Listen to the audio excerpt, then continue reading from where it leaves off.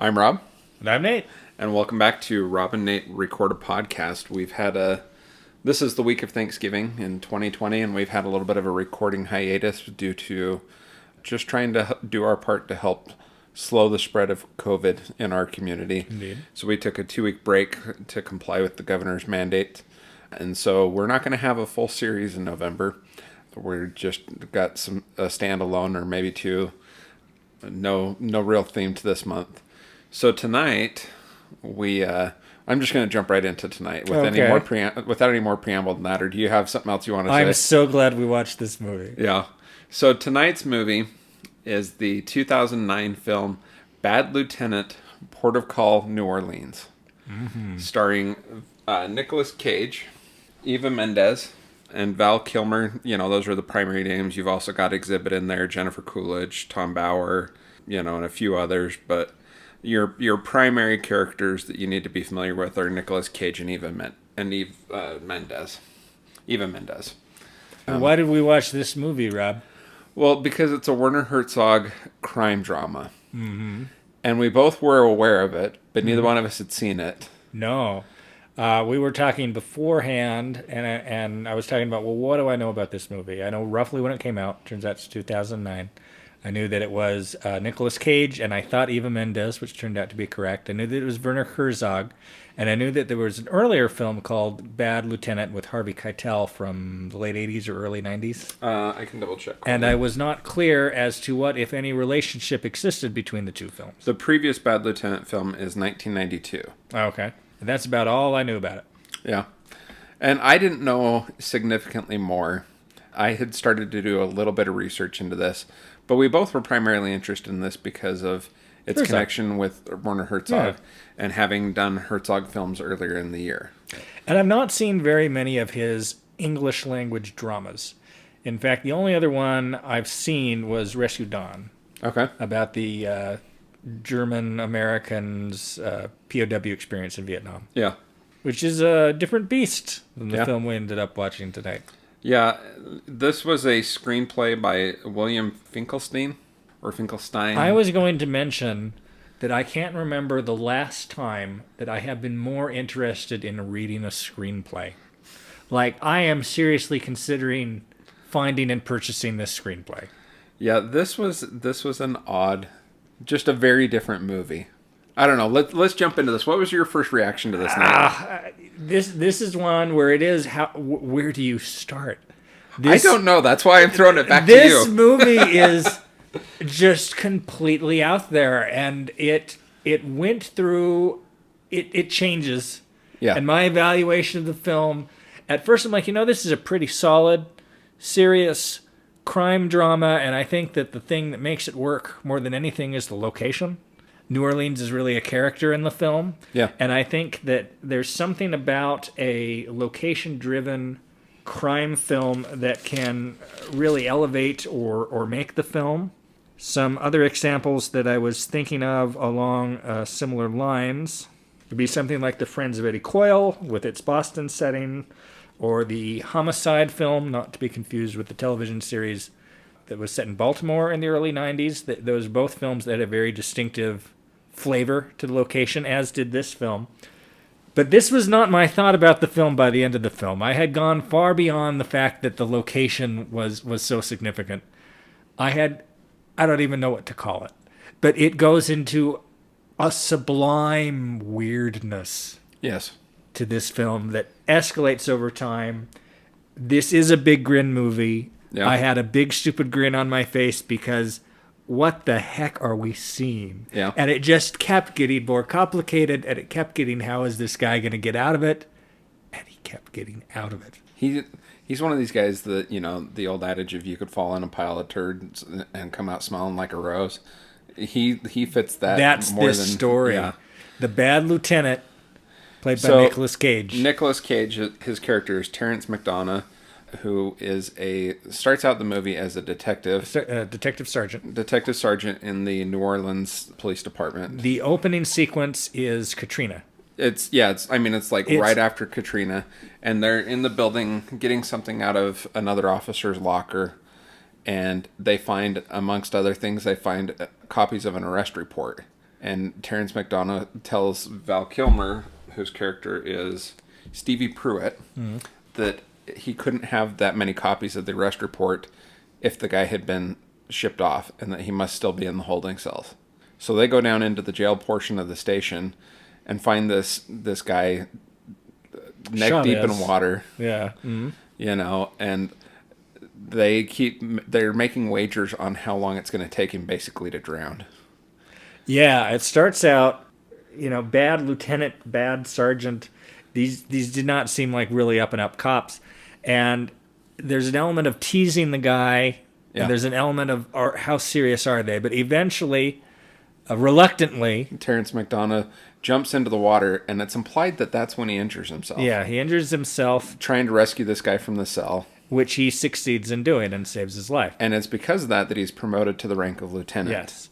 But he also screws up his back. And his doctor basically tells him you're going to be permanently going to be in pain, and you're going to permanently need some pain relief. And of course gives him a prescription for opiates.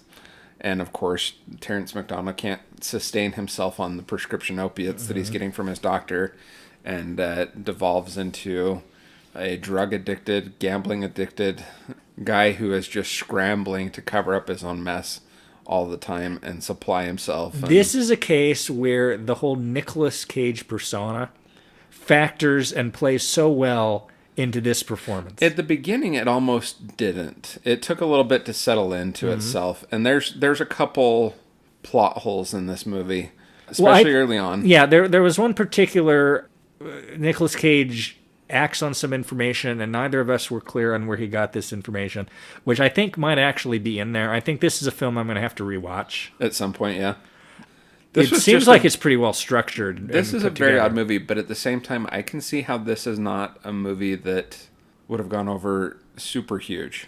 Like, not everyone appreciates the Nicolas Cage persona.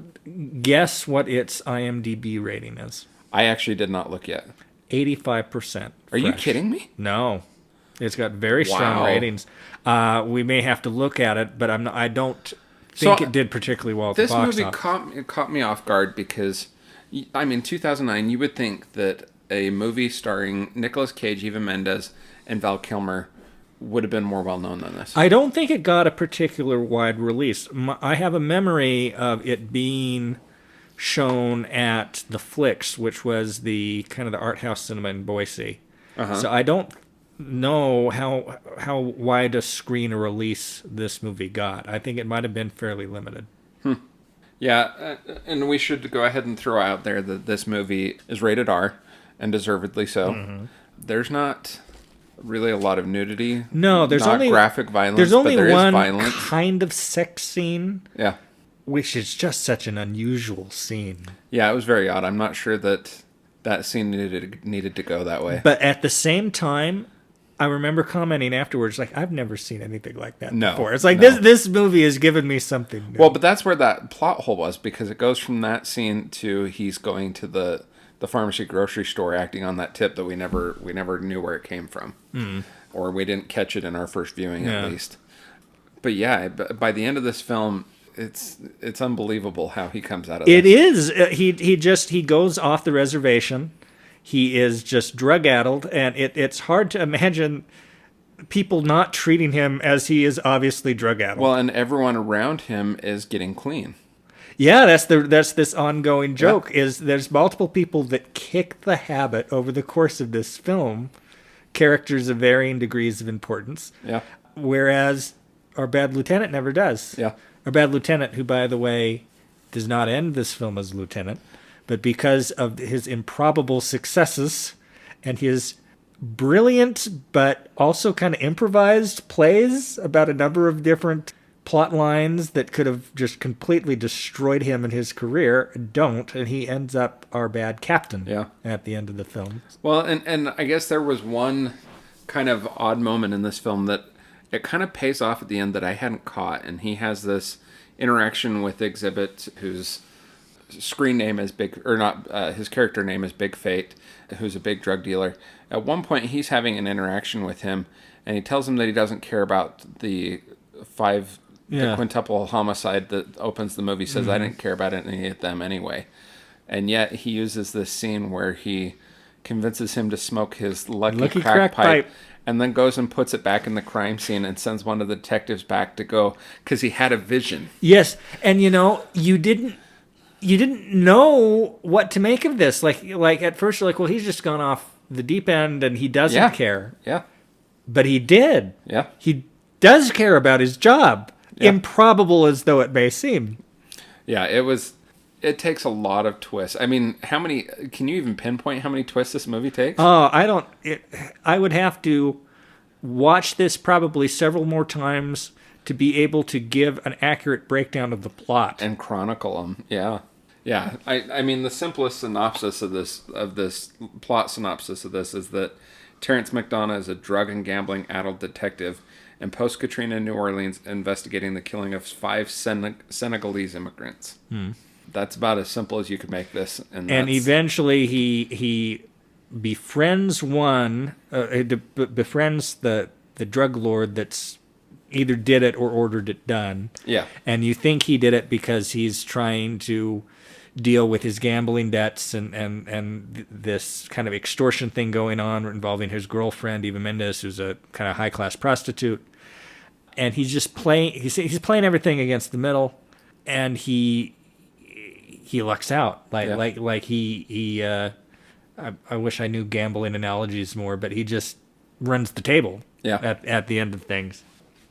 This film has some wonderful dialogue in it and some wonderful sentences, and they're almost all from Nicolas Cage, and they're not all going to make much sense without context. But these are some that I just wrote down over the course of watching this movie.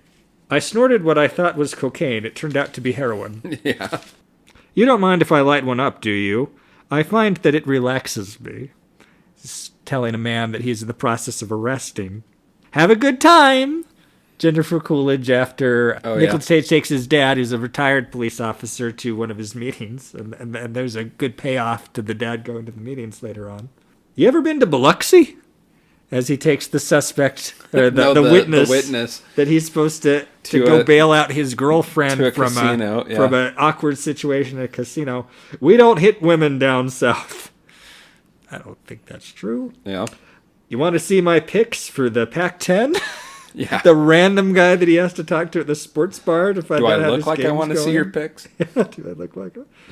And when he's called in by the mafia guys to where his girlfriend is, there's like 3 or 4 mafia guys there, and his first words is, "What do you want? Everything cool?"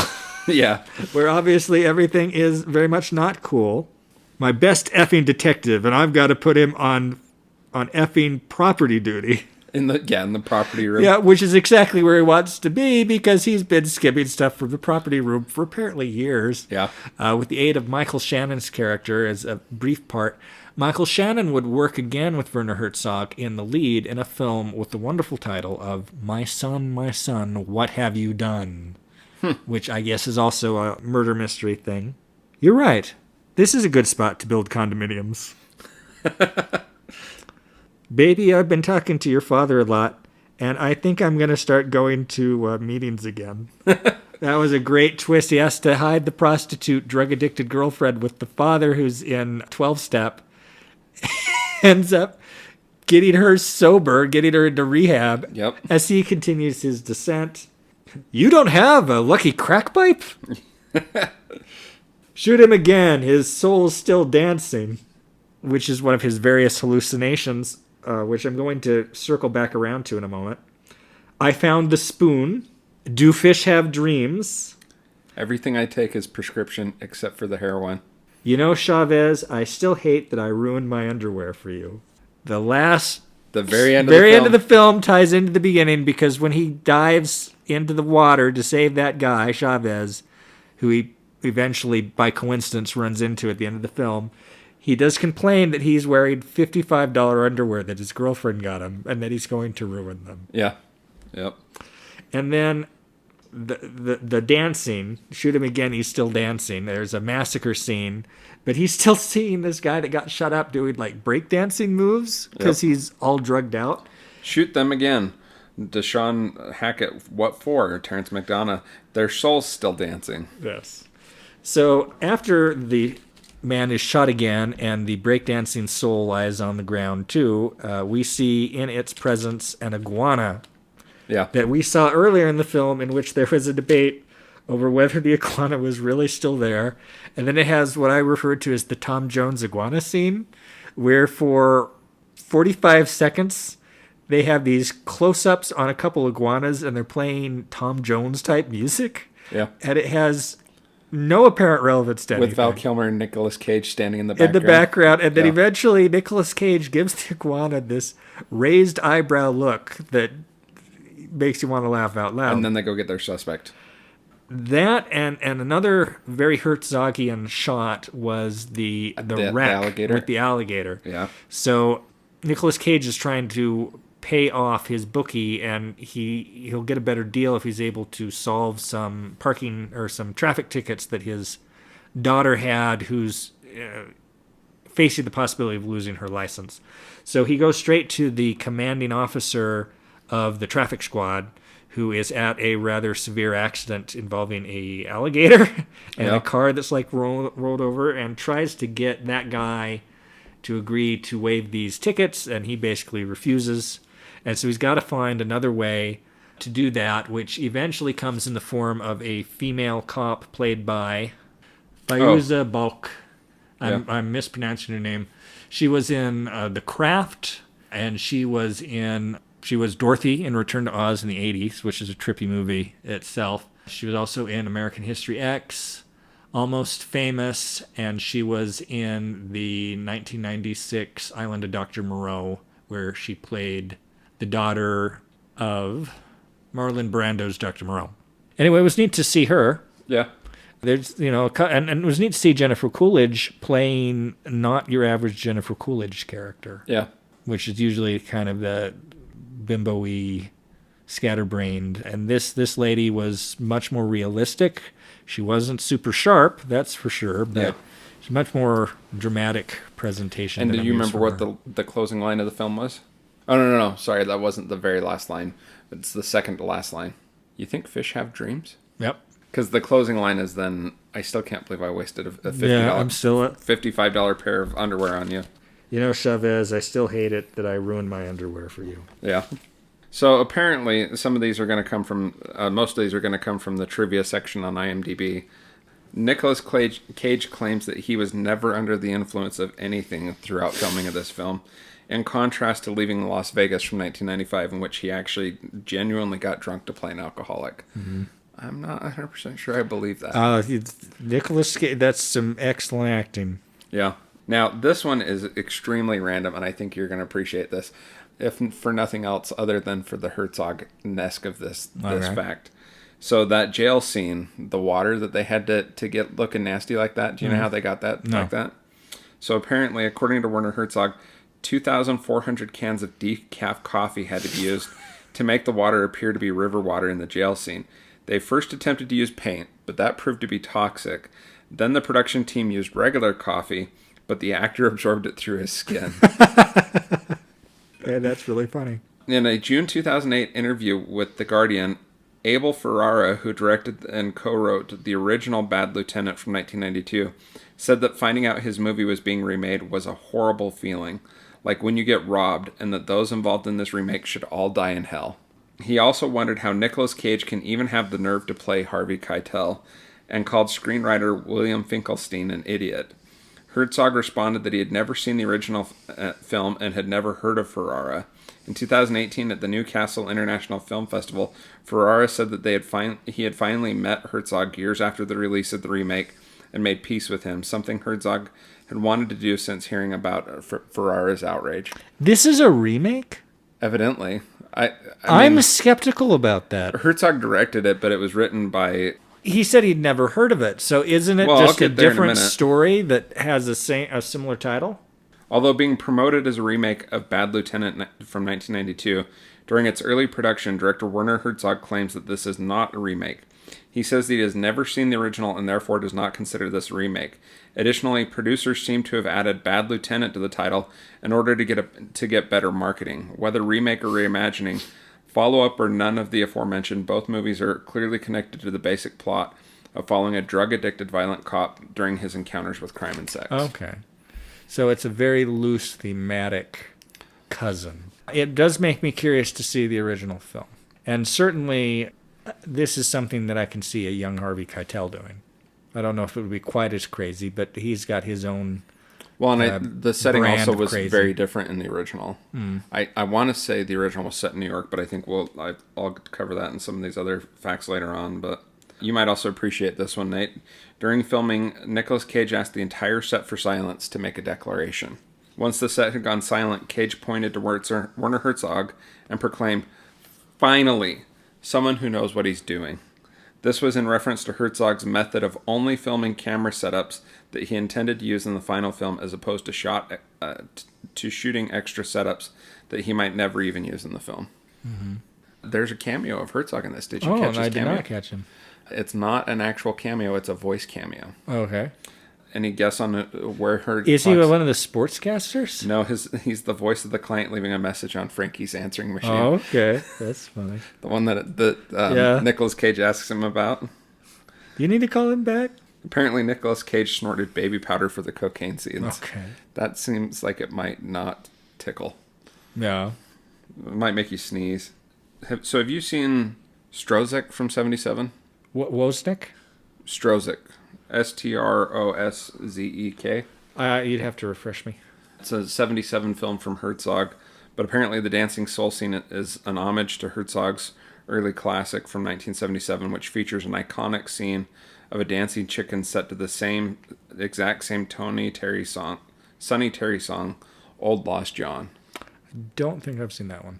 Oh, this film and the original Bad Lieutenant were released on the same date, though 17 years apart. Both were released on November 20th.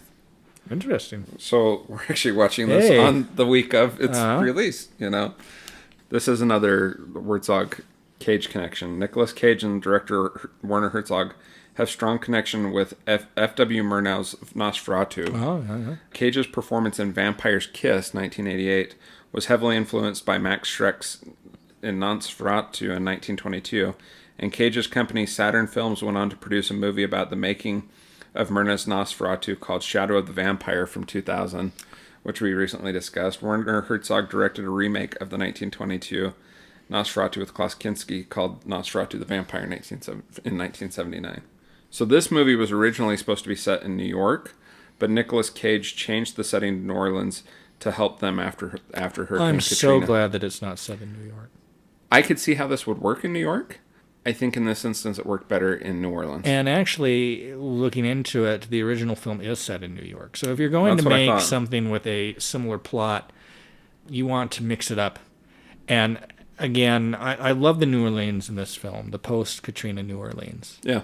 I just think it really added something. Yeah. And it kind of situated it in time as well. Well, and post-New Orleans, or post-Katrina New Orleans, like the landscape is so unique. There's nothing else in terms of a filming set that's going to rival that. You're going to get so much production value by virtue of shooting on location. Yeah. You're going to get these really unique visuals, and there's some great shots, just little street shots, like where he pulls over that football star. Yep.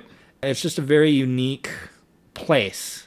It looks neat. So the writer on this, William Finkelstein, he's a veteran TV writer, but apparently this was his first film screenwriting debut. All right. What else does he do? He wrote for L.A. Law, Brooklyn South, a bunch of Law and Order, NYPD Blue, another show called Civil Wars, Cop Rock. So basically television. I'm not seeing this was his film. Anything else. This was his film debut. Theatrical. And he should write more screenplays, because this, as I mentioned before, I thought was a very solid screenplay. It actually looks like it's the only theatrical screenplay he's written. Yeah, this film was very unique. I can't think of anything else that I've seen that's even remotely like this. I thought for much of watching it that this was going to be a 3-star for me. That it's like, I don't know if it really rises above it, but it's definitely really solid.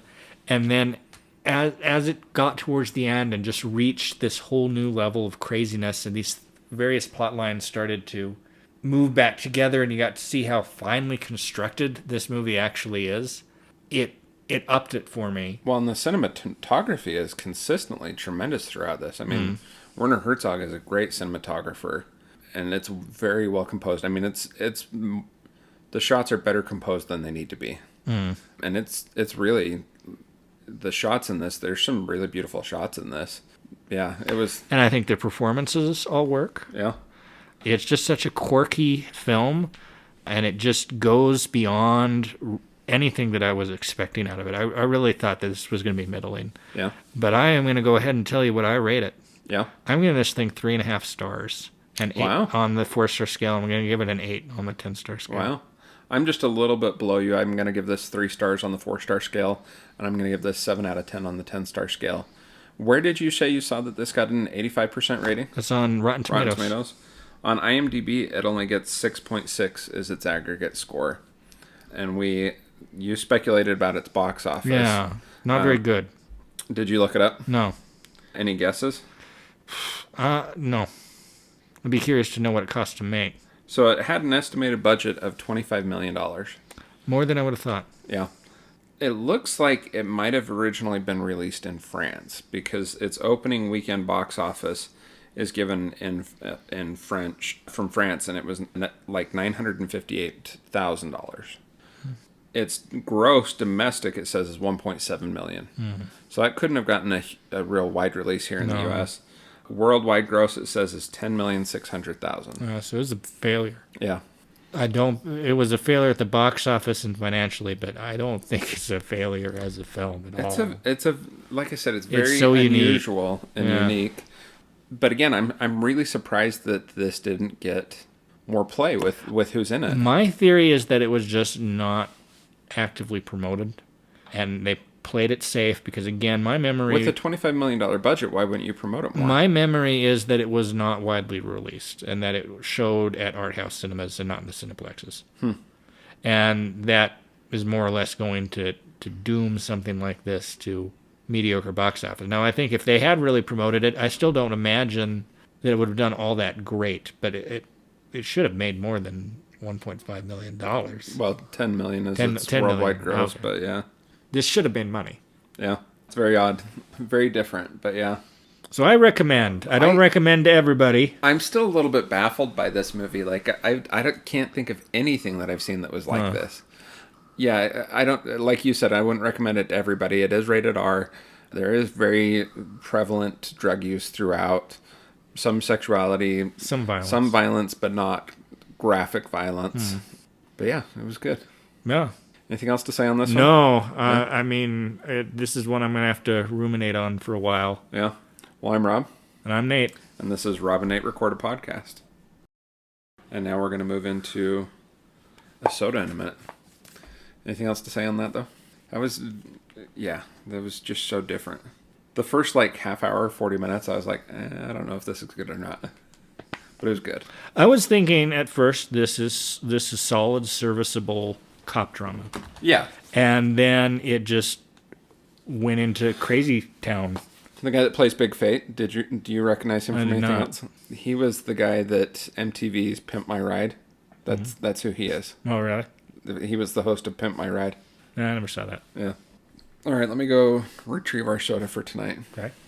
Okay, you ready for this? Mm-hmm. For tonight's soda, it's going to be basically a relatively blind taste test for Nate. I have turned the label away from him. Do you want to look at the bottle? No, I'm not even going to look at the bottle. Okay. You just hand me the glass.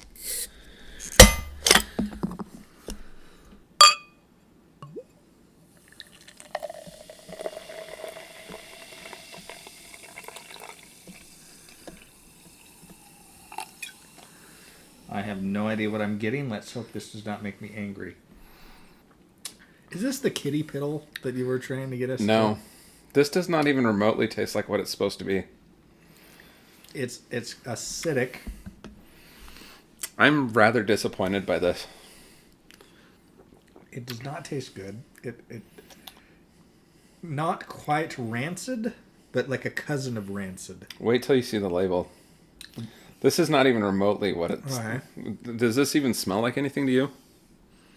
I can't place it. Mustard flavored soda? That does not even remotely taste like mustard. No, it doesn't. I'm really disappointed in this one. This is not even. This is worse than peanut butter. No, well, I'm tasting something acidic, not grapefruit, but some kind of off citrus. Yeah, this isn't good. Yeah, it's not good. It's definitely not doesn't taste like mustard. Tangerine almost. I don't like this one at all. I like it better than the peanut. Do you? Yeah. Huh? Peanut butter, at least. I mean, at least the other one you got the aftertaste of it. And I think it might be best that I didn't see what this was called before, because that didn't like influence my brain to like look for that taste. Even me having been influenced, I can't. Yeah, it's not there. Ugh. Yeah, I'm rather disappointed in this one. Yeah. Well, that great counterpoint to the movie that was not disappointing. Yeah. All right. Anything else for this week? Okay. Hope you all have a good one.